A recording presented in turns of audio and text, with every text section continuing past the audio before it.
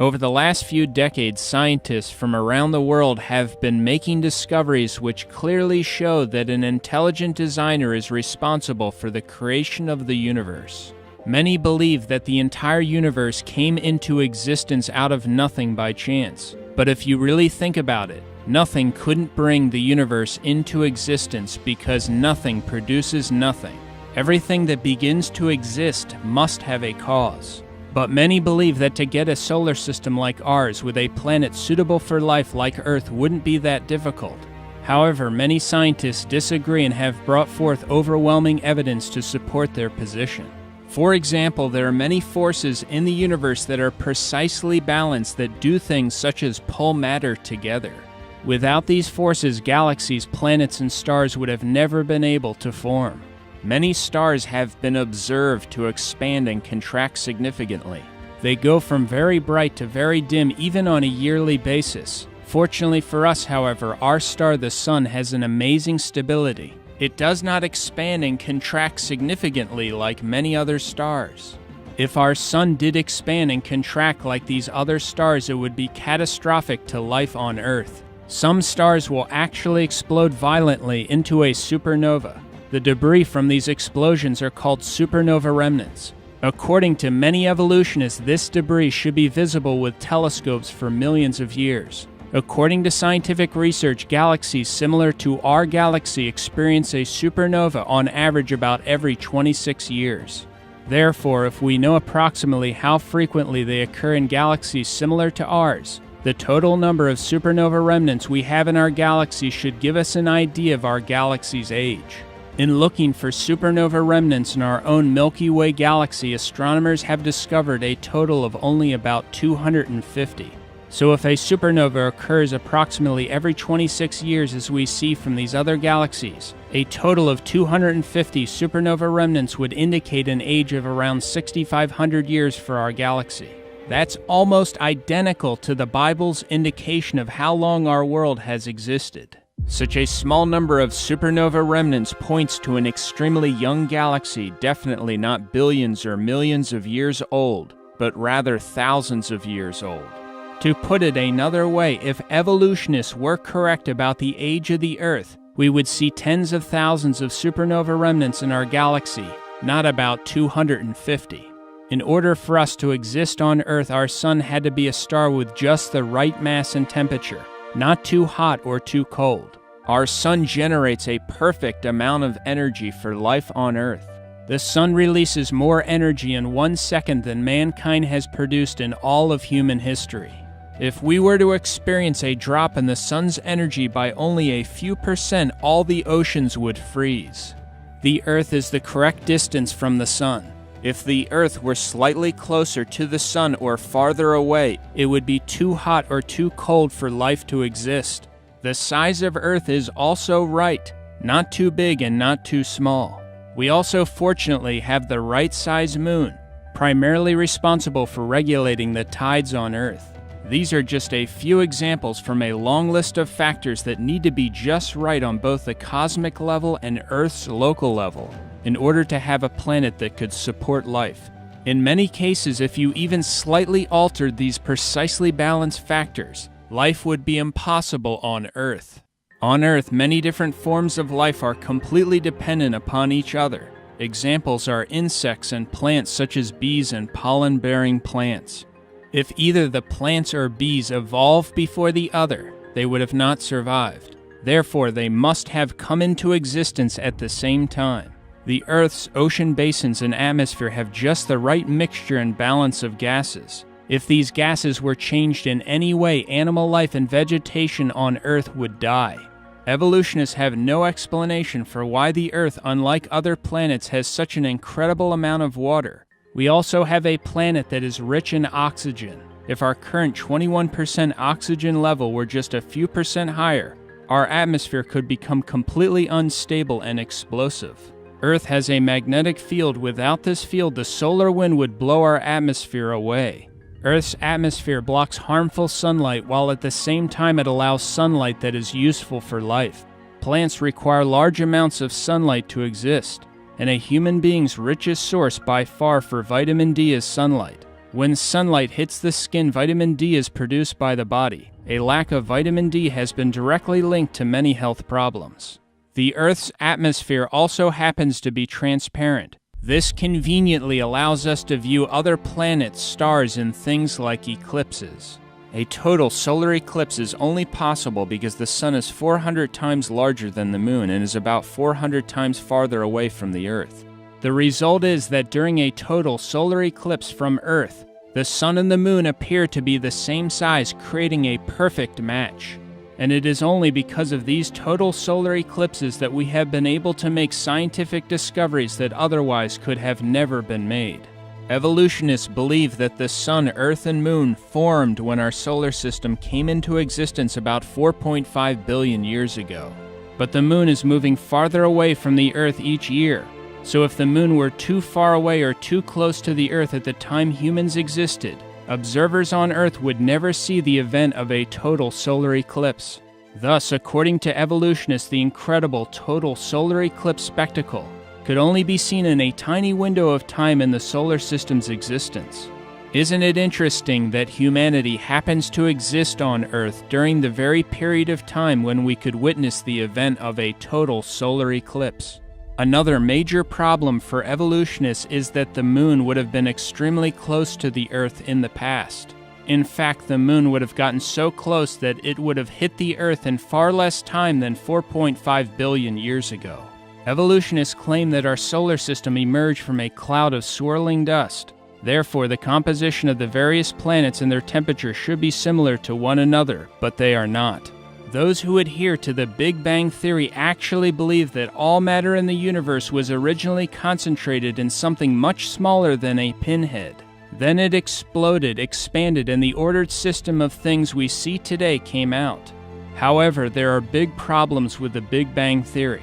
First, if you concentrated all the mass in the universe in that much smaller than a pinhead starting point, there would have been so much gravity there that nothing would be able to escape it. Second, explosions don't produce order, they destroy order.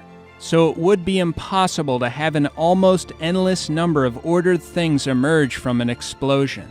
Also, if a Big Bang exploded everything, the planets and moons would be spinning in the same direction based upon a law called the conservation of angular momentum. But we have moons and planets spinning both forward and backward. Comets are also estimated by evolutionists to be billions of years old. Comets frequently collide with planets and the sun. Comets are called dirty snowballs because a significant part of a comet is made up of ice. When comets travel in space and move closer to the sun, they begin to lose mass as they are burned up by the sun. Therefore, comets could only last maybe 10,000 years before all of them would be burned up. Interestingly, other things that could only last around 10,000 years are soft tissue, blood cells, and DNA. Yet all these things were recently found in dinosaur bones. This shows that dinosaurs existed thousands of years ago, not 65 million years ago as evolutionists claim. Another huge problem for evolutionists is the Earth's current human population number of 7.3 billion. How long would it take to go from 2 humans to 7.3 billion humans? It actually wouldn't take that long.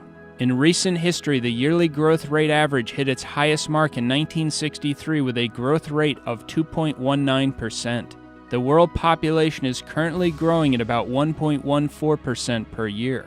But if we started with 2 humans, how long would it take to reach our current 7.3 billion humans using, say, a 2% yearly growth rate? The answer is that it would only take about 1,100 years. Since evolutionists believe that we have been on Earth significantly longer than 1,100 years, why don't we have a dramatically higher number of people on Earth? Also, where are all the bones or graves considering that almost all people throughout history have buried the dead? Some may still try to convince themselves that getting an incredibly special planet like Earth was just an accident, in which everything occurred in exactly the right way.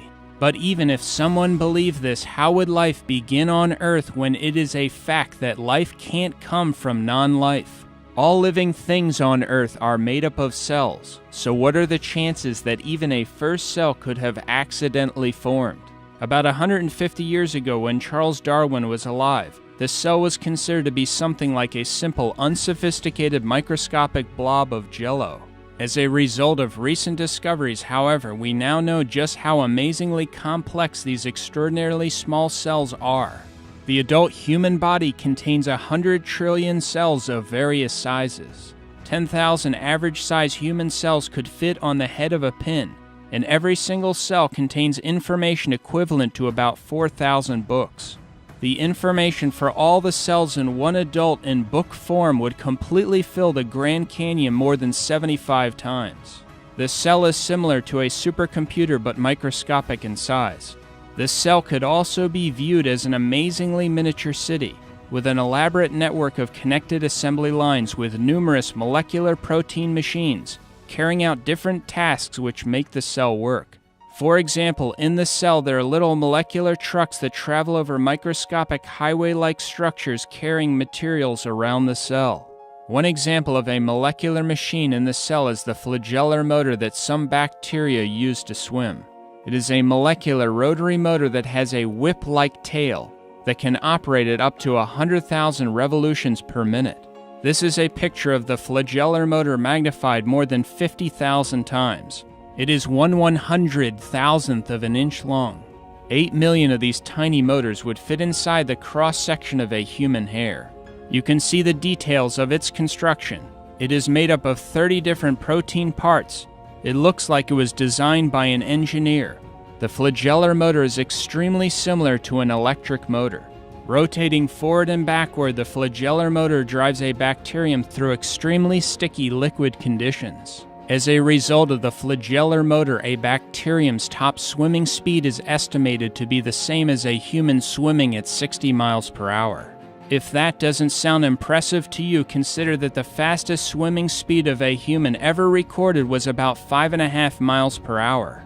Thus, the bacterium using the flagellar motor can move about 11 times faster than the fastest human swimmer ever recorded. All 30 distinct parts of the flagellar motor are essential. So if you remove one of the parts, it will not work at all, and the bacterium will die. The flagellar motor is similar to a mousetrap. For a mousetrap to work, you need all the different parts, and if you remove one of the parts of the trap won't work at all. The construction process of the flagellar motor requires all 30 different interacting parts to be assembled correctly and placed at the proper locations at the proper time. The construction process also requires instructions, translation, and feedback within the cell at both the beginning and end of the process. If all this does not happen, these amazingly tiny machines or their various individual parts will not be built or assembled correctly. But how would these numerous microscopic machines or parts know where to go and how to build things correctly in an evolutionary system? They wouldn't. It would be impossible.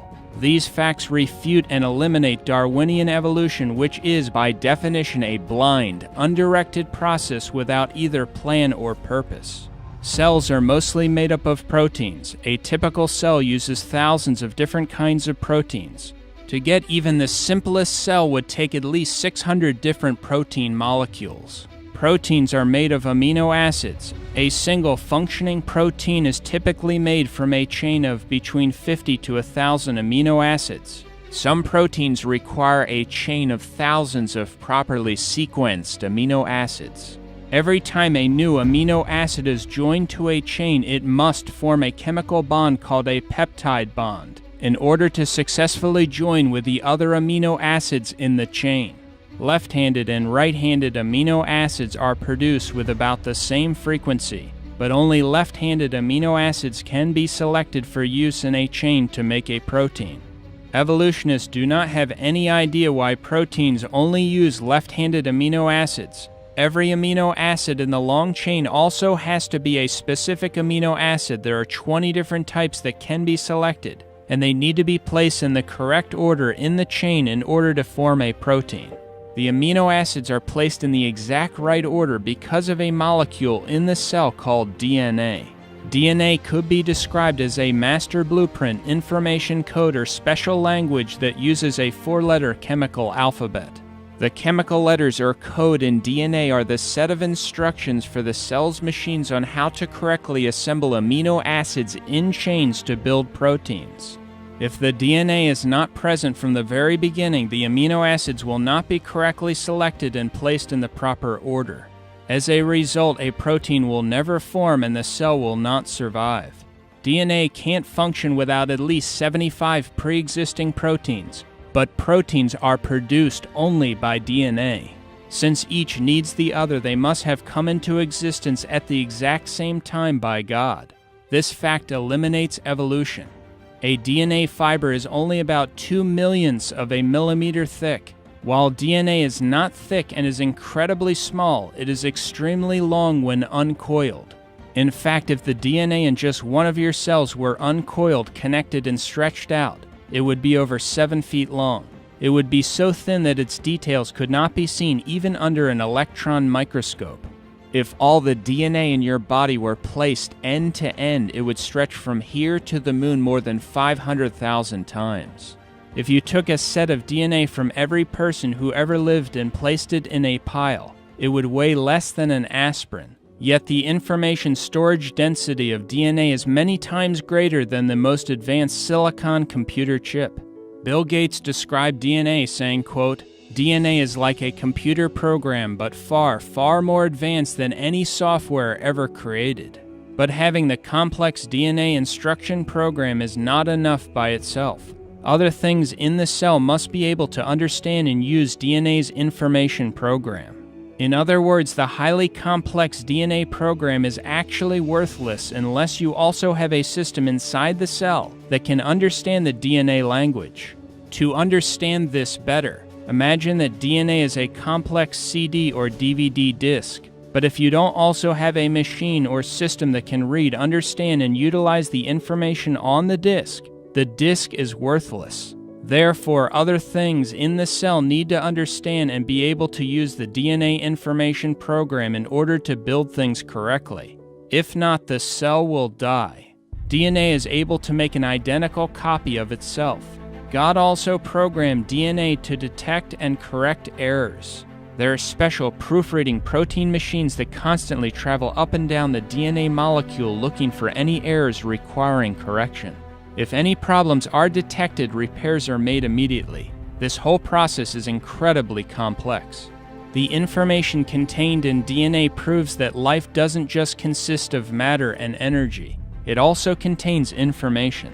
Information can only come from an intelligent source that put the information there.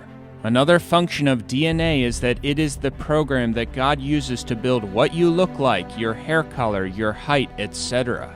As mentioned earlier, each adult human body has about 100 trillion cells, but at your conception you were only one cell. Incredibly, you began your existence no larger than the head of a pin.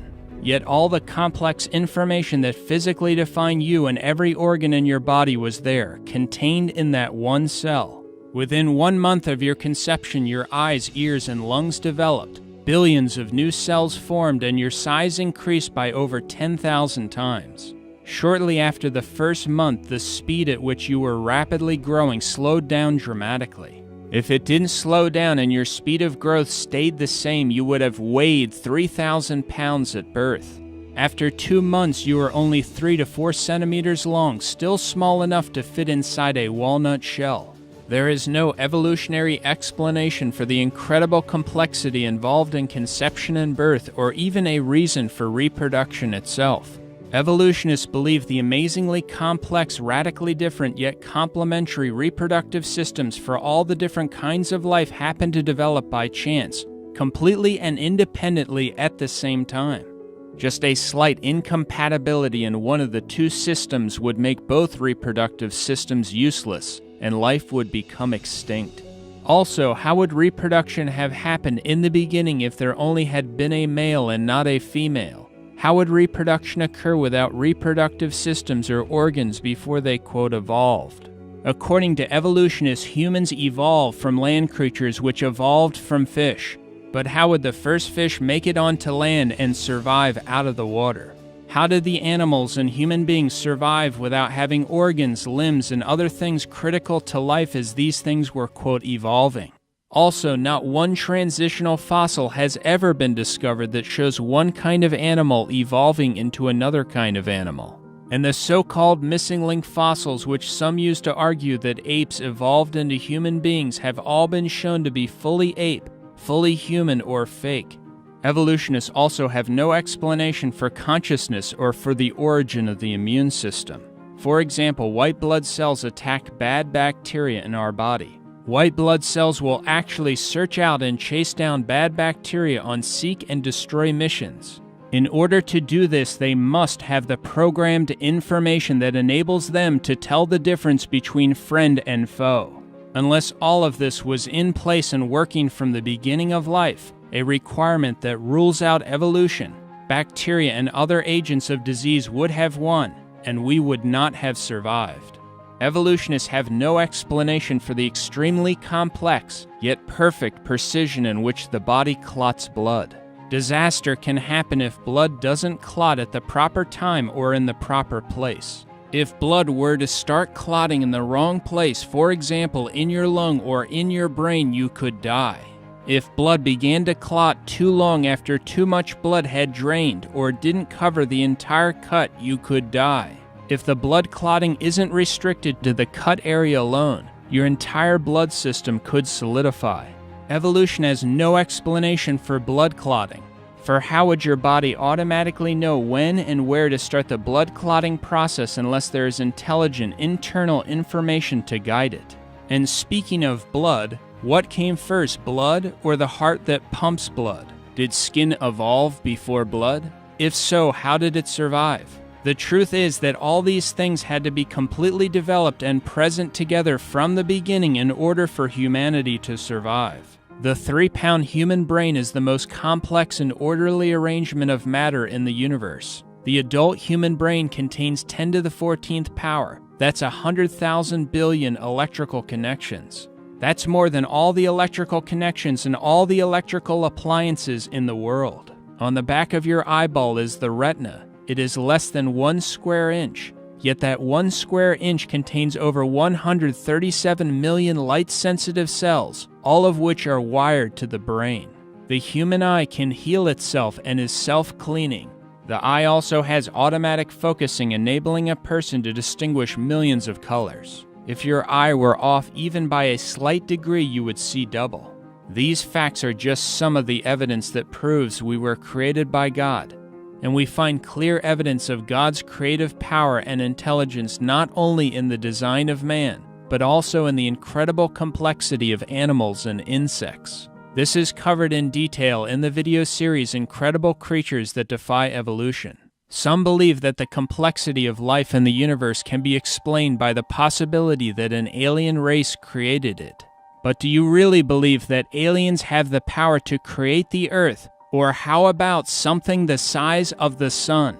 Over 1 million Earths could fit inside the sun. The sun is also very hot. So how would aliens go about putting the sun together and constructing it? How would they get close enough to the sun when building it? Or move away from it quickly enough without dying after starting it up? The conditions outside Earth and outer space are, according to the evidence, too hostile for life to exist. For example, prolonged exposure to the cosmic rays in outer space can be fatal. Just the temperature extremes in outer space would make almost any form of life either too incredibly hot or too cold. There are also poisonous gases, deadly radiation, gigantic explosions, extreme gravitational forces, and the lack of proper atmospheres and chemical elements for life to exist. Yet a large number of astronomers believe that life evolved on Earth and therefore, according to them, it must have also evolved on other planets in space. However, if this were true, many alien races on other planets much older than our own should exist. Some of them would be far more technologically advanced than we are. As a result, they would have sent a radio signal through space that we could pick up, or they would have reached us with their aircraft or robots. But we have never found any alien robots, any aliens, any alien aircraft, or any pieces of their aircraft. Here are some of the reported flying characteristics of UFOs. While in flight, UFOs will frequently change size, color, or shape. Multiple UFOs will merge into one UFO, and one UFO will instantly change into many UFOs. Many UFO witnesses have described these instant changes to the size and shape of UFOs by saying that the UFOs seemed as if they were alive. UFOs sometimes show up on photographs, but other times they do not. Most witnesses of UFOs do not report seeing an object or craft, but an unusual light moving around the sky. Sometimes UFOs instantly appear and disappear right in front of people, and will also pass right through the ground or physical objects. This type of behavior means that UFOs could not be from the material world, but would have to be some kind of spiritual phenomenon. Based on the observed activity of UFOs, many of the world's top UFO researchers no longer believe that UFOs can be from the material world. Also, most of the so-called UFO abductees can only, quote, remember their, quote, experiences after being put under hypnosis, proving that their so-called experiences with aliens were not real. These issues are covered in much more detail in my book, UFOs, Demonic Activity and Elaborate Hoaxes Meant to Deceive Mankind. If ETs really existed, it wouldn't take them very long to discover what they needed to know about Earthlings. As a consequence, they would have already taken us over, destroyed us, or revealed themselves clearly to humanity. The organization SETI, Search for Extraterrestrial Intelligence, has been scanning the skies for decades looking for intelligent life. But they have never picked up even one signal from outer space that would indicate an alien race exists.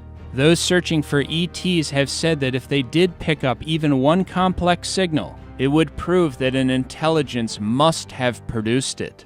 But why don't they apply that same standard and employ the same thought process to DNA? If they did, they would realize that the complex information in DNA proves that an intelligence put it there. Because whenever you find complex information, it is always traced back to a mind. For the best book refuting the theory of evolution from all aspects of science, including the scientific evidence of a global flood, see Dr. Walt Brown's book In the Beginning. Another interesting DVD is called Intelligent Design: Unlocking the Mystery of Life. For another video that discusses creation, see my video Creation and Miracles, condensed version.